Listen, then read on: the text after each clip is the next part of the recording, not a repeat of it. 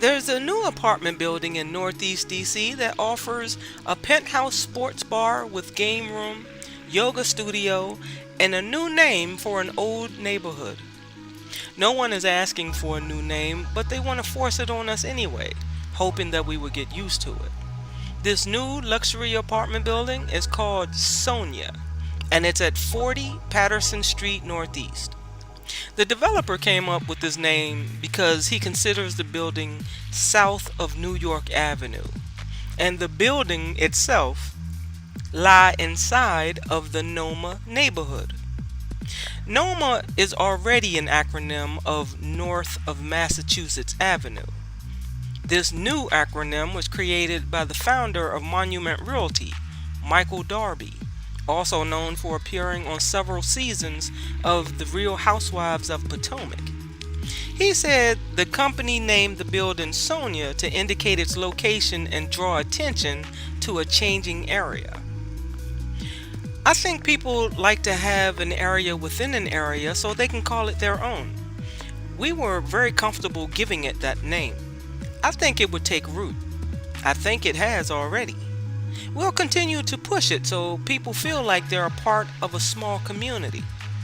We're all looking to identify where we are, and who says you can't have a subsection within a subsection within a subsection?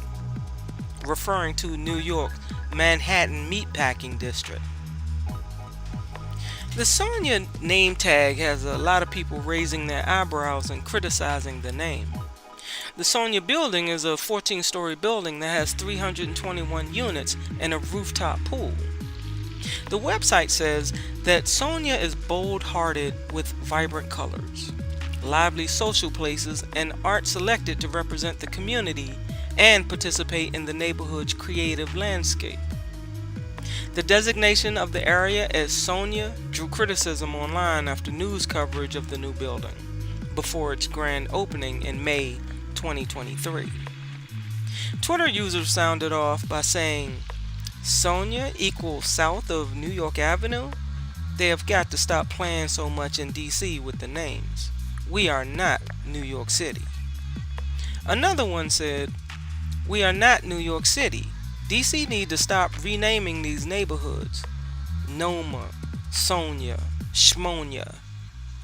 And a third one said, "I absolutely refuse."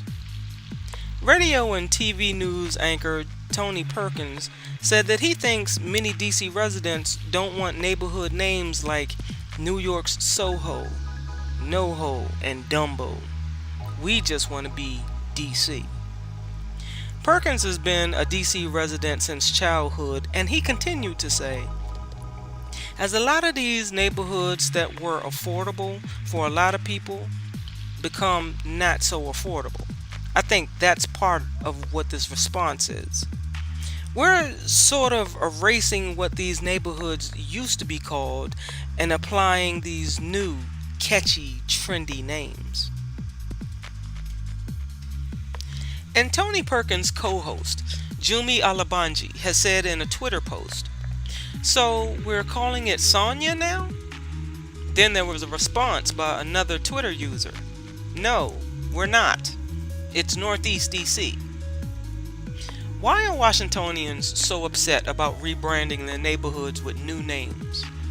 ANC member Ahmad Abu Khalif represents the neighborhood in Ward 5, and he has said, "I think folks see it as a branding attempt by folks who don't necessarily live or work in this neighborhood, and maybe it feels a little forced." Mr. Abu Khalif has said that he has never heard or seen anyone refer to the area as Sonya. Instead, he's heard references to Noma, Swamp Poodle, Surfsome Quarter, or simply Northeast. He said he understands why the attempts to rename the neighborhood may invoke strong feelings in DC residents. Rent prices are too high for many of the long-term residents, and that adds to the tensions of feeling excluded. Apartments at the Sonya were listed starting at $1,895 per month for a studio, $2,200 $2,923 for a one-bedroom and $2,935 for a two-bedroom. Mr. Abu Khalif said he wonders if only the new arrivals to DC will use the name Sonya. But as it turns out, the Sonya outrage is not new. Back in 2012, Clinton Yates at the Washington Post wrote an article calling for the neighborhood naming foolishness to come to an end. The Sonya name may not have stuck back then, but will it now? The 2012 article made reference to the Prince of Petworth's blog, pointing out that a Shaw neighborhood internet mailing list made reference to an area called Sonya. Some people dislike new names because they believe the shorthand is selling out the city's authenticity. People will tell you that these new neighborhoods are fake.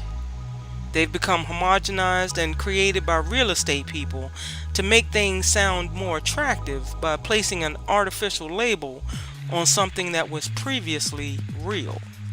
As in, when you've lost everything else, your name is all that you have. The problem with these naming patterns is they're lazy. Neighborhood names should be less about a literal geographical location and more about having a sense of place and history. It seems like most of the new shorthand is based off double abbreviations like SoHo. That's the downtown Manhattan neighborhood that stands for South of Houston Street. A combo word with the direction above or below a street isn't the only thing you can name a neighborhood after.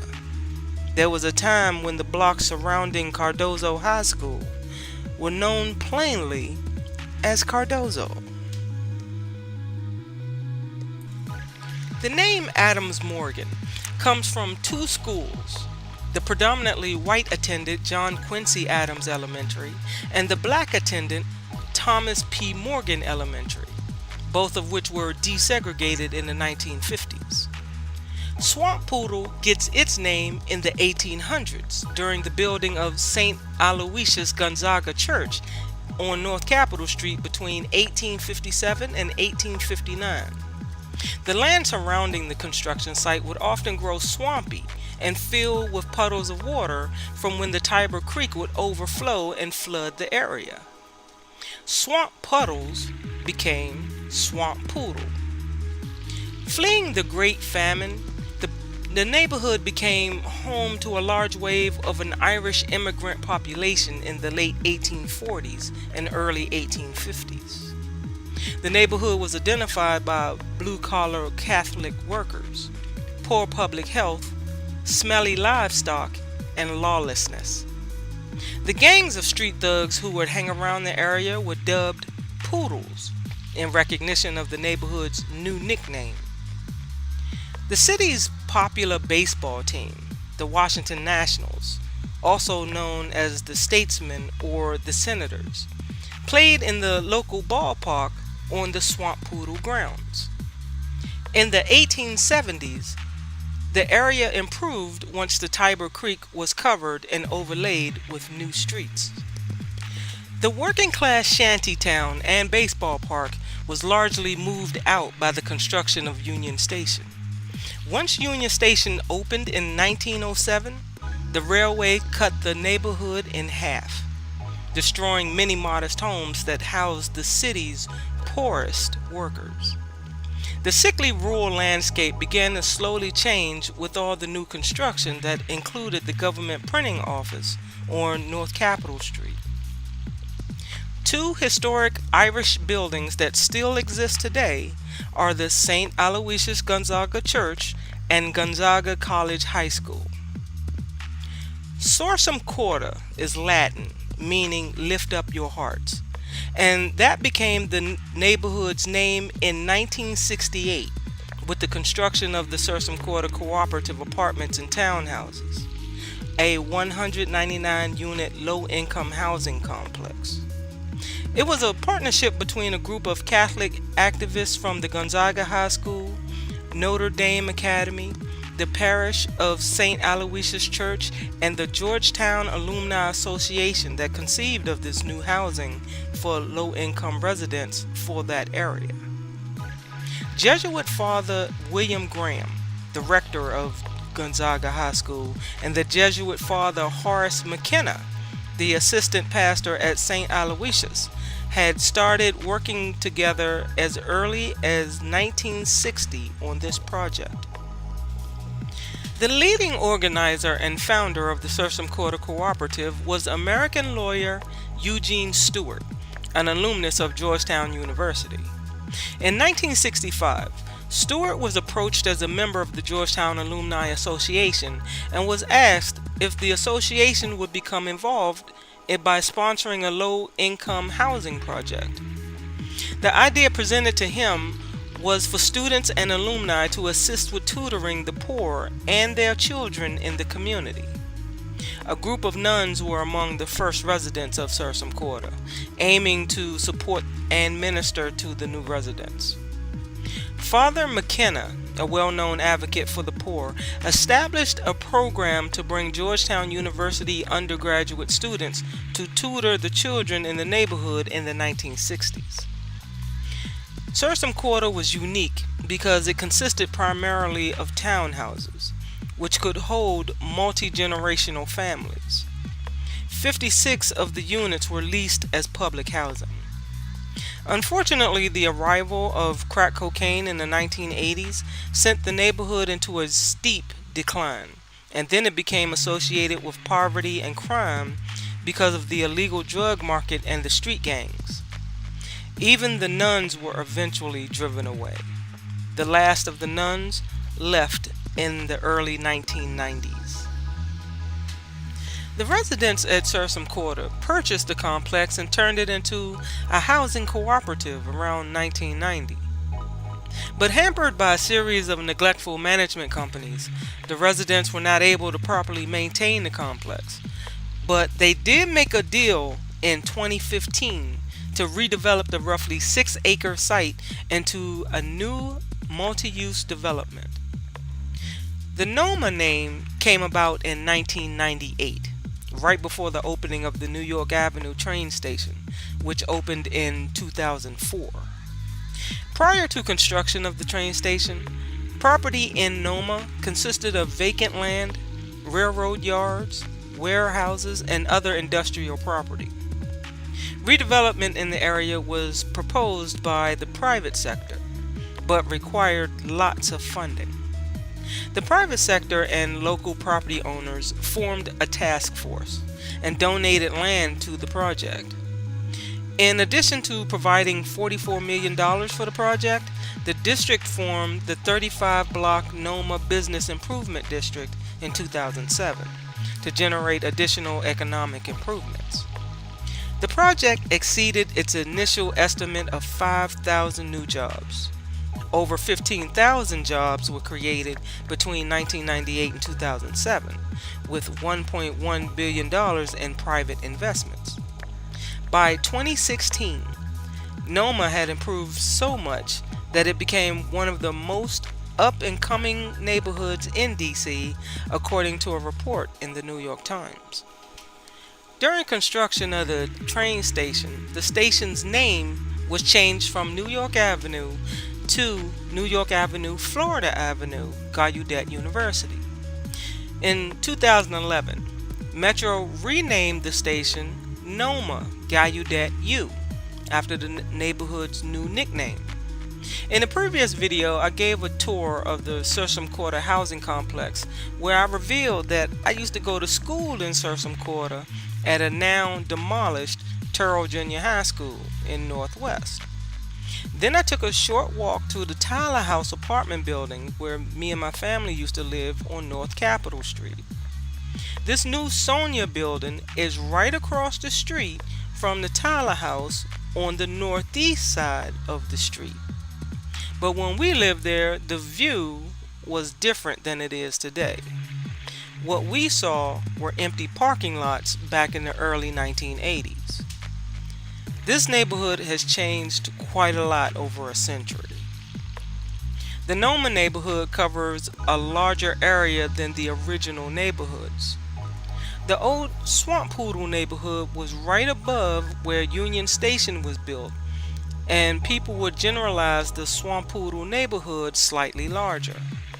Here's the original Swamp Poodle with an X showing where the St. Aloysius and Gonzaga High Schools sit, right on North Capitol Street. The Sursum Quarter housing complex stretched across a few blocks, but the larger area around it was considered the Sursum Quarter neighborhood. But now Sursum Quarter is the next door neighbor to the Noma neighborhood, but some people still include it. But now the new Noma stretches a little farther north, and it's captured a small section of Eckington and near Northeast to include in its new business and residential district. The entrance for the train station is located near this extension that crosses Florida Avenue and New York Avenue.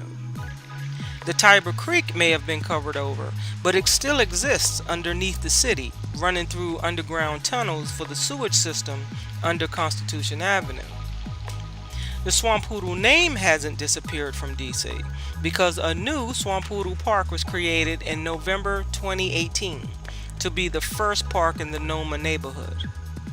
Located at the corner of 3rd and L Streets Northeast, the park is the result of a public-private partnership between the district and the Noma Parks Foundation, an affiliate of the Noma Business Improvement District. It has a jungle gym type structure called a Walhalla, made by a Dutch company called Carve. It's the first one of its type of structure installed in DC and the 6th one installed in the United States, and it has a dog park included. So, can you stand behind a renaming of this neighborhood one more time into Sonya? Let me know in the comments, and I want to thank Alexandria Trujillo for helping to sponsor this video. You too can sponsor my next video by giving me a thumbs up and hitting the subscribe button. My PayPal link is on the channel banner and on my About Me page. You can also send me a super thanks, but unfortunately I won't know who you are to give you a shout out. So remember, let me know, what do you think about the changing neighborhood that is now Noma? Thanks for following me around DC. I'm Dickie D, your DC tour guide, and I will see you in the next video.